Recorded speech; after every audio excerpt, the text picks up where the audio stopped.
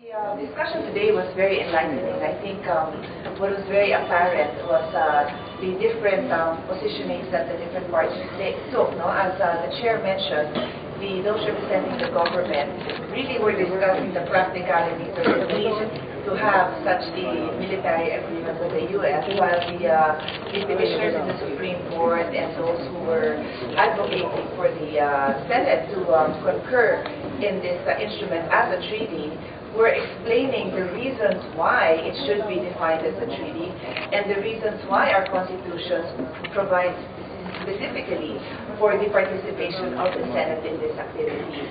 So, in my case, it was very interesting to note that the Constitution, as understood by those who took the position that this is a treaty, is very clear.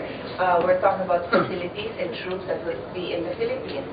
Those representing the government, however, simply took the position that this is an implementing treaty, an implementing agreement that is simply meant to implement an existing treaty or the PFA for that matter.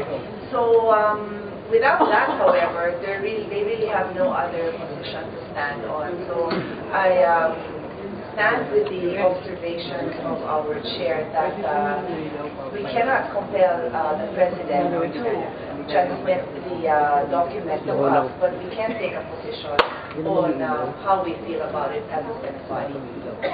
Parang nagtameme kanina na sinabi ko na